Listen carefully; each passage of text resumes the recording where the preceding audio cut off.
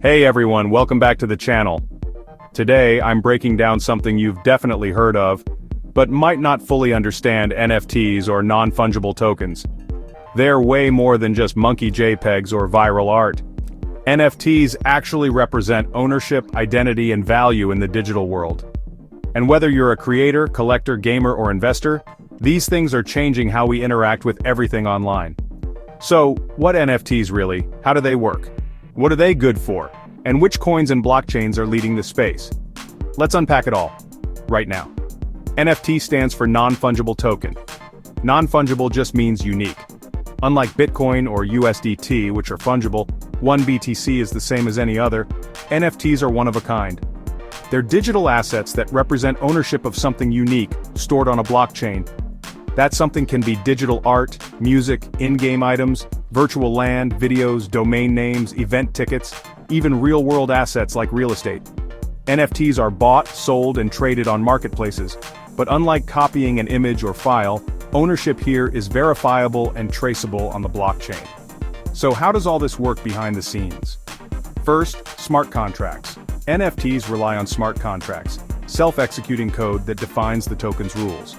Most are built using the ERC 721 or ERC 1155 standards on Ethereum. Next, minting.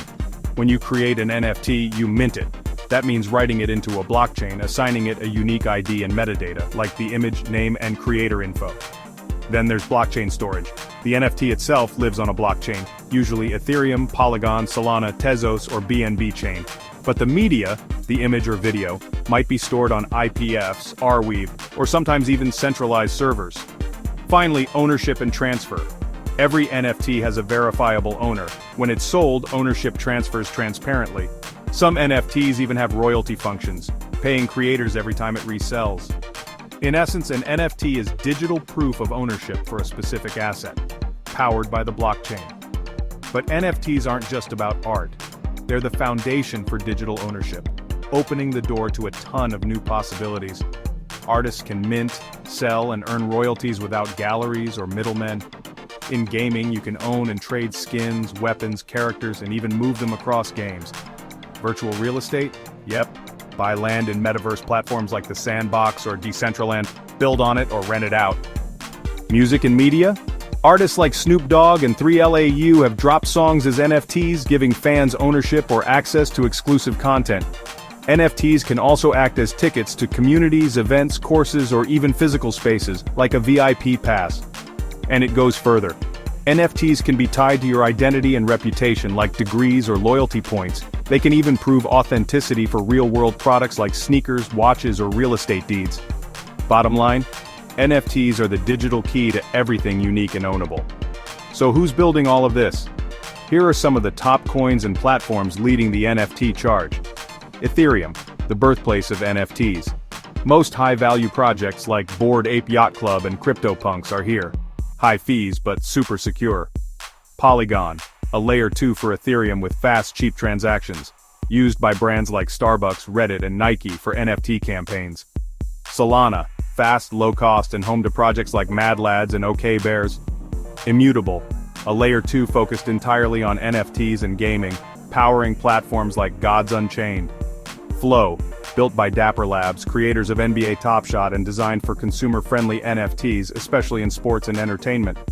ApeCoin, the token for the Bored Ape ecosystem used for governance and powering metaverse experiences. Tezos, known for eco-friendly NFTs, popular with artists, especially in Europe. And Render, enabling decentralized rendering of 3D graphics, key for the metaverse and NFT visuals. All these coins are building the infrastructure to make NFTs more usable, scalable, and mainstream. But it's not all smooth sailing. There are challenges, hype cycles, and speculation. Many projects crash in value, copyright and plagiarism issues. Anyone can mint a stolen image, storage risks. Some media can disappear if stored off-chain, and environmental concerns, though Ethereum 2.0 has improved this. The industry's evolving fast, and so is the tech to tackle these problems. So there you have it. NFTs aren't just collectibles, they're the backbone of digital ownership in Web3. From art and music to gaming, real estate, and your digital identity, NFTs are reshaping how we own, share, and interact online. If you found this breakdown helpful, smash that like button, subscribe for more Web3 deep dives, and let me know in the comments, what's the coolest or weirdest NFT project you've seen? Thanks for watching, and I'll see you in the next one.